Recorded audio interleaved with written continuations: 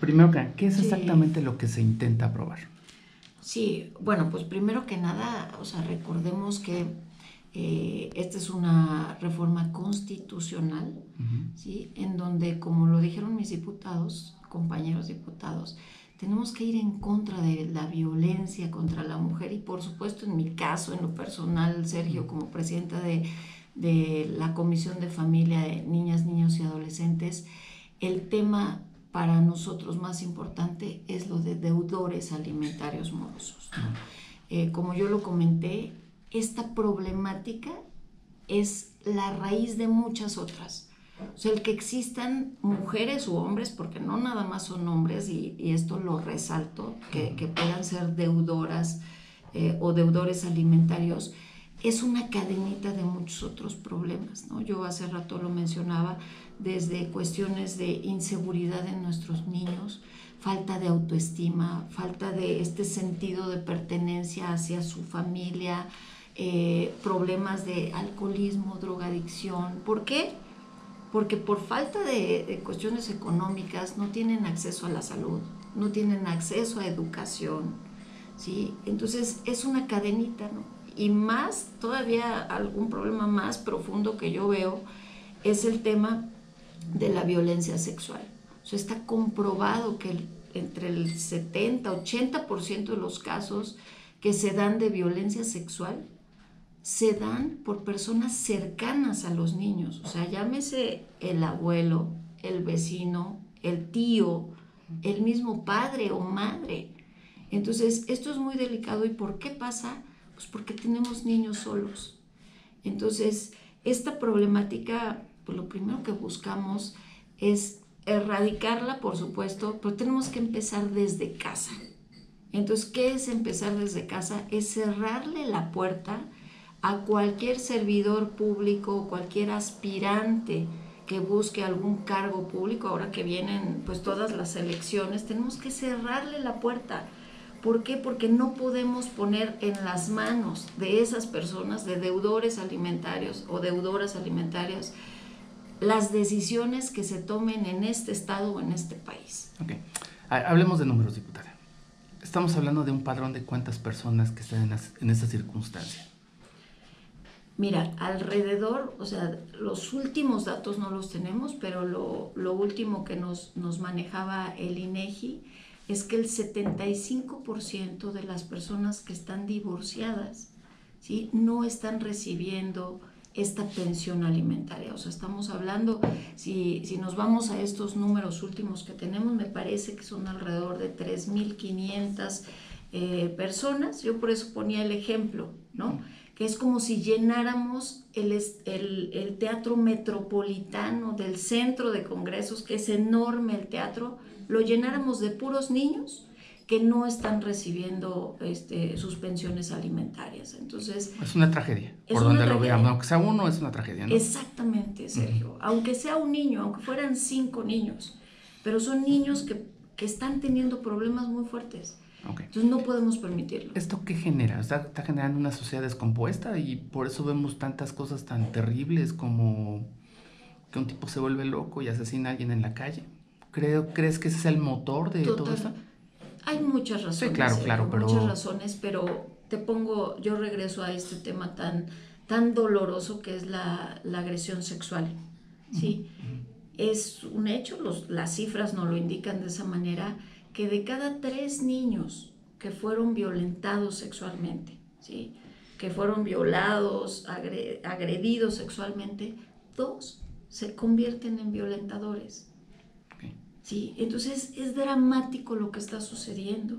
Entonces tenemos que erradicar estas problemáticas, porque ahí es donde empieza este tejido social que tenemos que sanear, ¿no? Entonces, pues es por eso que estamos tan enfocados y de verdad yo agradezco mucho la participación, por ejemplo, en este caso de temas de agresión sexual de Corazones Mágicos con su directora Fernanda Lazo, que bueno, pues hacen un trabajo extraordinario en acompañar a las familias, porque no nada más es pues recibir a los niños y tratar a través de terapias de sacarlos adelante, es un acompañamiento a las familias para que ellos se atrevan a denunciar, es un acompañamiento para que busquemos la forma en que haya este Estado de Derecho, que haya leyes más justas, más rápidas. Y yo aquí celebro de verdad toda esta modificación que va a haber al Código Civil y Familiar, ¿no? ¿Por qué? Porque lo que buscamos es precisamente que la ley se agilice, ¿no? Que podamos tener procesos mucho más rápidos. ¿Por qué van tan lentos los diputados de Querétaro? ¿Por qué si ya se aprueban en otras... ¿Por qué esta tortuosidad?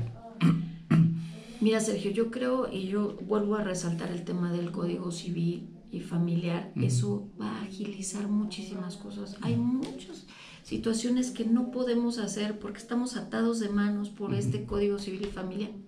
Pero esto no es una situación nueva. O sea, si usted habla con la señora Fernanda Lazo, le va a decir que esto, bueno, su asociación tiene 15 años o 40, no sé cuántos años tiene. O sea, no es algo nuevo, no están legislando una problemática que surgió antier, el año pasado o el año pasado.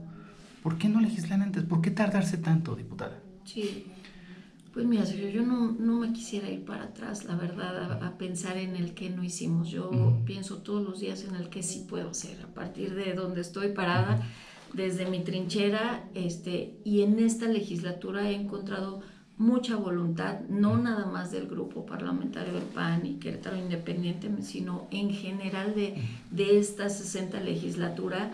Hay mucha apertura y estamos caminando, entonces hay que ir viendo siempre para adelante. Esta parte, también los servidores públicos violentadores no es algo nuevo, o sea, hemos visto cosas verdaderamente que nos dan hasta miedo. Hay en el padrón de proveedores de agresores casos como el de Juan Guzmán en Huimilpan. ¿Por qué permitir esto, diputada? ¿Por qué estar, si ya sabemos que es así, ahora hasta podría, con un amparo, participar en las elecciones? Sí, bueno, pues yo, como bien te lo digo, no es no irnos para atrás, sino para adelante. No, eso que es para adelante, ese cuate se quiere reelegir. Entonces, o sea, creo que todos estos pasos que se están dando, pues busca eso, busca el evitar que eso suceda, ¿no? Entonces, hay áreas de oportunidad, por supuesto que siempre las va a haber, pero tenemos que ir caminando, Sergio, para adelante.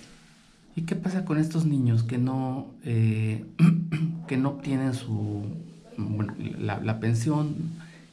¿A qué los estamos? ¿Hay sentencias, pues, los juzgadores no pueden hacer nada más? ¿O qué pasa con ellos? Sí, bueno, o sea, ya los abandonaron, no les quieren dar dinero. ¿Qué pasa? ¿Qué está pasando en este momento y qué va a pasar cuando se apruebe esto?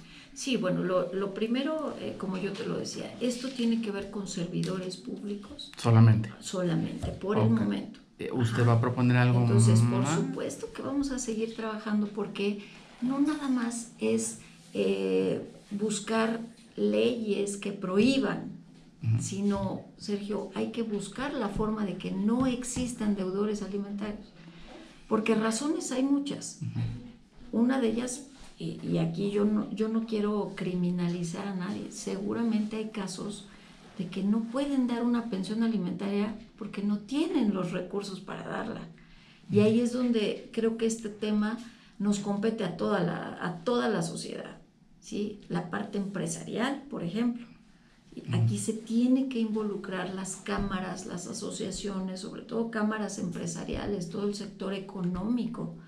Tenemos que ir en búsqueda de menos informalidad, por ejemplo, ¿no? Porque hay, una persona que esté en la informalidad, pues no tienes tu forma de comprobar que tiene o no recursos para darle a tu hijo o tu hija. Hay muchos temas desde ¿Ese sería el siguiente proceso paso, mismo.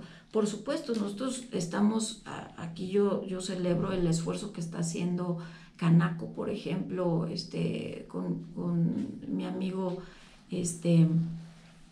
Camacho, donde Fabián Camacho, que la verdad ellos están muy involucrados en ver de qué forma todos sus asociados se alineen y primero que nada entiendan esta problemática, entiendan todas las consecuencias que puede traer el que cualquiera de sus asociados acuerde con algún deudor, ¿sí? Que van a reportar menos cantidad de lo que ganan. ¿Eso pasa? Claro. Por supuesto que pasa. Entonces necesitamos empezar a buscar estos acercamientos con las cámaras. Pues qué miserables son, ¿no? En donde tenemos que evitar ese tipo de situaciones, ¿no? Entonces, cámaras como esa, y seguramente poco a poco se irán sumando varias para, primero que nada, empezar a sensibilizar a todos estos actores.